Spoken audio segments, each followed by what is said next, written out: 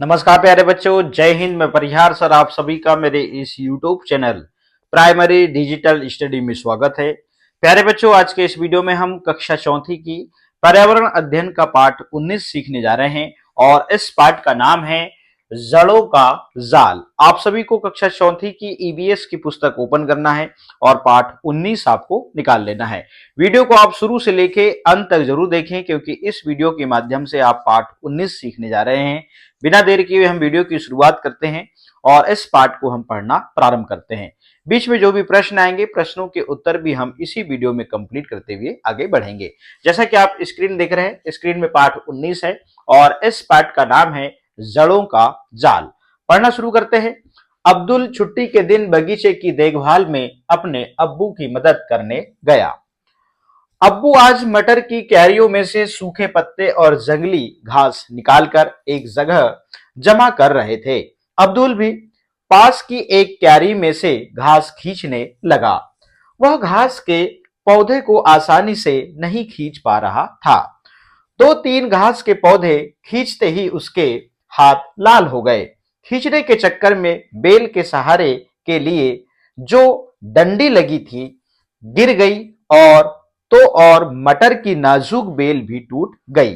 अब्बू ने कहा, तुम घास के पौधे क्यों खींच रहे हो? घास की जड़ें बहुत मजबूत होती हैं, तुम्हें उन्हें खोद कर निकालना पड़ेगा। अब्दुल ने खुरपी से कुछ घास के पौधे को उखाड़ना चाहा, पर मुश्किल था। उसने देखा कि घास का पौधा जितना बड़ा जमीन के ऊपर था, उससे कहीं ज्यादा जमीन के नीचे फैला हुआ था। आप देख रहे हैं, इस प्रकार से प्रश्न है। प्रश्नों के उत्तर हम इस प्रकार से कंप्लीट करते हैं, चलिएगा। प्रश्न है, घास का छोटा सा पौधा भी आसानी से क्यों नहीं निकल पाया, जबकि मटर के बेल के सहारे के लिए लगी डंडी एक झटके में गिर गई। उत्तर लिखते हैं, घास की जड़ें मजबूत होती हैं, वह मिट्टी में अपनी पकड़ बना लेती हैं, इसलिए वह आसानी से नहीं निकल पाई। जबकि डंडी में जड़ नहीं थी, इसलिए वह एक झटके में गिर गई। अगला प्रश्न है, क्या सभी पौधे की जड़ें होती हैं? तो उत्तर लिखते हैं, जी हाँ, सभी पेड़ पौधों की जड़ें होती हैं। अगला प्रश्न है, अपने आसपास कुछ पेड़ पौधे देखो, अंदाजा लगाओ इनकी जड़ें कितनी गहरी होंगी। तो उत्तर लिखते हैं, अपने आसपास देखने पर ज्ञात हुआ कि कुछ पौधों की जड़ें गहरी होती हैं, जैसे नीम, बरगद, अशोक, और कुछ पौधों की जड़ें कम गहरी होती हैं, जैसे तुलसी, गेंदा, धनिया आदि।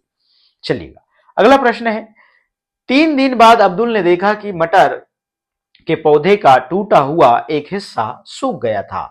चित्र को देखो, अंदाजा लगाओ पौधे का कौन सा हिस्सा सूखा होगा और क्यों। उत्तर लिखते हैं, मटर के पौधे की टूटी बेल सूख गई, क्योंकि टूटने के कारण उन्हें जड़ों से पानी व पोषक तत्व मिलना बंद हो गया था। इस प्रकार से हम इन प्रश्नों के उत्तर जो है कंप्लीट करेंगे। अब हम चलते हैं अगले पेज में। तो प्रश्न हमने कंप्लीट कर लिया है, आगे पढ़ते हैं। अब्दुल को याद आया कि सलाद के लिए कुछ मूलियां निकालनी हैं। अब्दुल मूलियां उखाड़ने लगा। उसने सोचा, क्या ये भी जड़ें हैं? अभी अब्दुल ने कुछ ही मूलियां उखाड़ी थी कि बहुत तेज आंधी बारिश होने लगी। उन्होंने मूलियों को उठाया और घर की ओर भागे। वे अभी घर पहुंचे ही थे कि अचानक आंगन में खड़े नीम के पेड़ की टहनी टूटकर गिर गई। अब्बू बाल बाल बचे। वे दोनों अम्मा के साथ चाय पीने बैठ गए। अब्बू बोले, पौधे सूखे जा रहे थे, अब बारिश हो गई है, सो हमें पौधों को पानी देने की जरूरत नहीं है। अब हम आराम से बैठकर लूडो खेल सकते हैं। अब यहाँ पे प्रश्न है, इन प्रश्नों के जो उत्तर हैं पहले इसको कंप्लीट करते हैं, चलिएगा। तुम क्या सोचते हो कि तेज आंधी के बावजूद नीम का पेड़ क्यों नहीं गिरा? उत्तर लिखते हैं, नीम के पेड़ की जो जड़ें हैं अधिक गहरी और मजबूत होती हैं, जिससे पेड़ को सहारा मिलता है, इसलिए ये तेज आंधी के बावजूद नीम के पेड़ नहीं गिरा। ठीक है ना, या नीम का पेड़ नहीं गिरा। अगला प्रश्न है, मुरझाए हुए पौधे को पानी देने से उनकी पत्तियां फिर से हरी हो जाती हैं, कैसे? तो उत्तर लिखते हैं, पानी देने से जड़ पानी को सोखकर पूरे पौधे को जल पहुंचा देती है, जिसके कारण मुरझाए पौधे की पत्तियां फिर से हरी हो जाती है। इस प्रकार से आपको उत्तर लिखना होगा। अगला प्रश्न है, तुम्हें क्या लगता है, क्या सभी पौधों को पानी चाहिए? तो उत्तर लिखते हैं, जी हाँ, सभी पौधों को पानी चाहिए होता है। अगला प्रश्न है, तुम्हारे आसपास किन पौधों को नियमित रूप से पानी देने की जरूरत होती है? तो उत्तर लिखते हैं, हमारे आसपास तुलसी, मनी प्लांट, गेंदा आदि पौधों को नियमित रूप से पानी देने की जरूरत होती है।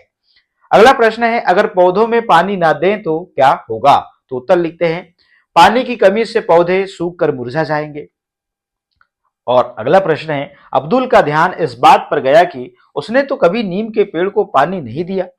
उसने सोचा, नीम के पेड़ को पानी मिलता कहां से है? तो उत्तर लिखते हैं, नीम के पेड़ की जड़ें जमीन में गहरी होती हैं। ये जड़ें मिट्टी के अंदर से पानी खींच लेती हैं। अगला प्रश्न है, तुम्हारे आसपास ऐसे कौन कौन से पेड़ पौधे हैं जिन्हें पानी देने की जरूरत नहीं पड़ती? उन्हें पानी कहां से मिलता है? कोई दो अंदाजा लगाओ।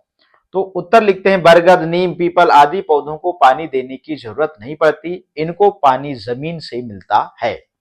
इन पेड़ों की जड़ें गहरी और लंबी होती है और ये जड़ें मिट्टी से पानी सोखने की पर्याप्त क्षमता रखती हैं। इस प्रकार से हमने इन प्रश्नों के उत्तर जो है वो कंप्लीट कर लिया है। अगला है, अब्दुल को यह सोचकर आश्चर्य हुआ, क्या मूली भी जड़ है और क्यों? तो उत्तर लिखते हैं, अब्दुल को यह अंदाजा नहीं था कि जड़ मूली खा भी सकते हैं, क्योंकि अन्य पौधों जैसे गुलाब, घास आदि की जड़ को खाया नहीं जाता है। नीचे दिए गए चित्रों को देखो, पता लगाओ इनमें कौन सी सब्जियां पौधों की जड़ें हैं। तो यहाँ पे आप देख रहे हैं गाजर, और जड़े के रूप में आप मूली को देख रहे हैं और आप चुकंदर को देख रहे हैं। इस पे आप सही का निशान लगा लेंगे। सवाल ही सवाल। आजकल तो अब्दुल के दिमाग में पौधों ही घूमते हैं। उनके बारे में अनेकों सवाल उठते हैं। स्कूल की दीवार से एक पौधा निकलते देखकर अब्दुल सोचने लगा। अब यहाँ पे देखिए कुछ प्रश्न है। इन प्रश्न को उत्तर जो है इस प्रकार से लिखेंगे, इस पौधे की जड़ें कहां तक जा रही होंगी? तो इस पौधे की जड़ें जो है कम से कम 10 से 15 इंच गहरी जा रही होंगी। इस पौधे की बात चल रही है जो दीवार में उगा है। अगला प्रश्न है, इसकी जड़ों को पानी कहां से मिलता होगा? तो उत्तर लिखते हैं, इसकी जड़ों को पानी मिट्टी से मिलता होगा। अगला प्रश्न है, यह पौधा कितना बड़ा होगा? यह पौधा काफी बड़ा होगा। दीवार का क्या होगा? दीवार की दरार बढ़ती जाएगी और दीवार में दरार आते जाएंगी।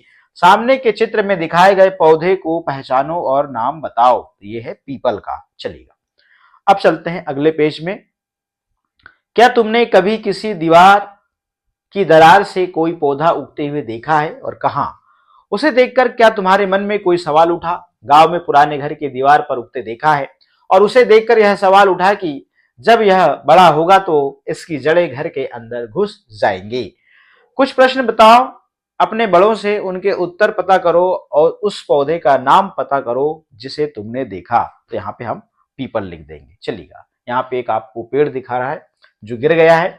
अब्दुल ने देखा कि रास्ते में एक बहुत बड़ा पेड़ गिरा हुआ था। उस पेड़ की कुछ टूटी हुई जड़ें भी दिखाई दी। उसे अपने घर का नीम का पेड़ याद आ गया। उसने सोचा, अब यहाँ पे कुछ प्रश्न है, इन प्रश्नों को हम इस प्रकार से कंप्लीट करते हैं। चलिएगा, फिर यहां से हम पढ़ना शुरू करेंगे। क्या इतने बड़े पेड़ को किसी ने उखाड़ा होगा या अपने आप ही गिर गया? तो उत्तर लिखते हैं, पेड़ तेज आंधी में उखड़ गया होगा और आंधी में ही पेड़ उखड़ते हैं। यह पेड़ कितना पुराना होगा? उत्तर लिखते हैं, यह पेड़ लगभग 60 से 70 साल पुराना होगा। जिस प्रकार से उतना बड़ा पेड़ दिखाई दे रहा है, निश्चित रूप से 60 से 70 साल पुराना होगा। अगला प्रश्न है, चित्र में देखो कैसे पेड़ के चारों तरफ की जमीन सीमेंट से पक्की की गई है। इसे बारिश का पानी कैसे मिलेगा? तो आपने देखा कि चित्र में थोड़े से खुले स्थान से पानी जड़ों तक पहुंचता होगा। इस प्रकार से आप उत्तर लिख सकते हैं। अगला प्रश्न है, तुम्हारे इलाके में सबसे पुराने पेड़ कौन से हैं? अपने बड़ों से पता करो कि वे पेड़ कितने साल पुराने हैं। तो उत्तर लिखते हैं, हमारे इलाके में सबसे पुराना पेड़ पीपल का है और यह पेड़ लगभग 200 साल पुराना होगा। निश्चित रूप से पीपल के हुए, बरगद के हुए ये पेड़ जो होते हैं बहुत पुराने होते हैं और ये विशाल भी होते हैं, बड़े भी होते हैं। इस पेड़ पर कौन कौन से पक्षी रहते हैं? तो उत्तर लिखते हैं, इस पेड़ पर चिड़िया, तोता, गिलहरी, टिड्डा, चींटी, कोयल एवं अन्य कीड़े मकोड़े रहते हैं। अगला प्रश्न है, क्या कभी तुमने कोई बड़ा पेड़ गिरा हुआ देखा है? उसे देखकर तुमने क्या सोचा? तो जी हाँ, उत्तर लिखते हैं, मैंने आंधी तूफान के कारण नीम का पेड़ जड़ से टूटा हुआ देखा। मुझे आश्चर्य हुआ कि आंधी तूफान में कितनी शक्ति होती है। अगला प्रश्न है, क्या तुमने कभी कोई ऐसा पेड़ देखा जिसकी जड़ें टहनियों से लटकती हों? तो उत्तर लिखते हैं, जी हाँ, बरगद के पेड़ की जड़ें टहनियों से लटकती हैं, जिसका जिक्र हमने अभी ही किया था। अब हम यहां से पढ़ना स्टार्ट करते हैं। अरे जड़ें ऐसी भी, और सुनो एक मजेदार बात, बरगद के पेड़ की लटकन जिस पर अब्दुल और तुम्हारे जैसे बच्चे झूला झूलते हैं, असल में इसकी जड़ें वे टहनियों से निकलती हैं। और आगे पढ़ते चलिएगा। और बढ़ते बढ़ते जमीन के अंदर चली जाती हैं। ये मजबूत खंभों की तरह पेड़ को सहारा देती हैं। दूसरे पेड़ों की तरह जमीन के अंदर भी बरगद की जड़ें होती हैं। पेड़ काटने के खिलाफ कानून, कौन सा कानून है? सड़क पर बिजली के खंभे के पास एक इतना लंबा घना पेड़ था कि बल्ब की रोशनी भी नहीं आ रही थी, इसलिए लोगों को उसकी छटाई की जरूरत हुई। ऐसा करने के लिए भी लोगों को इलाके के सरकारी दफ्तर से लिखित मंजूरी लेनी पड़ती है या पड़ी। आप देख रहे हैं बरगद का पेड़ किस प्रकार से बच्चे यहाँ पे झूला झूल रहे हैं।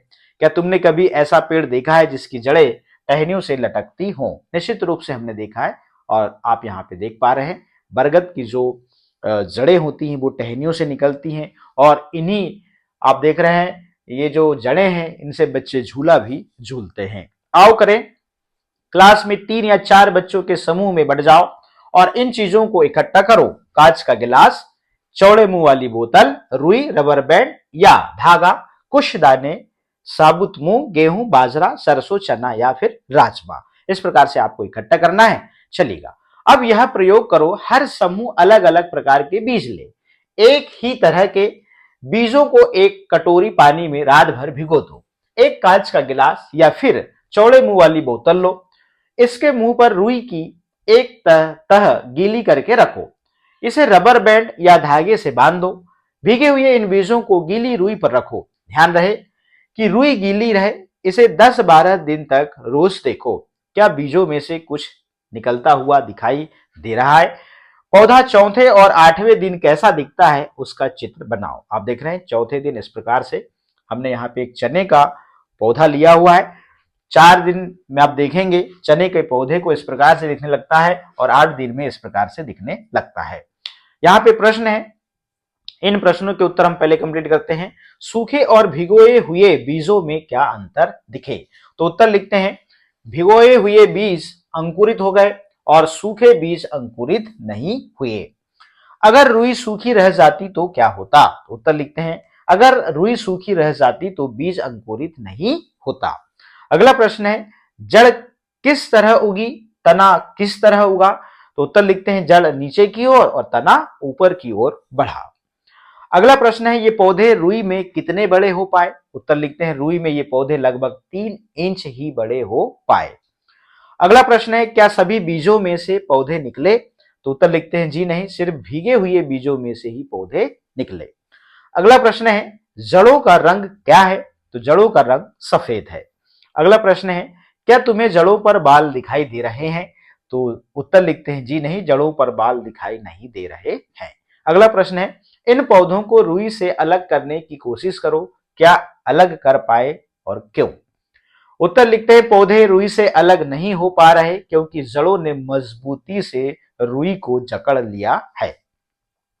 अगला प्रश्न है, तुमने देखा कि जड़ों ने रुई को जकड़ा हुआ था, तुम क्या सोचते हो, क्या इसी तरह से जड़ें मिट्टी को जकड़े रहती हैं? तो उत्तर लिखते हैं, जी हाँ, जड़ें इसी तरह से मिट्टी को जकड़े रहती हैं।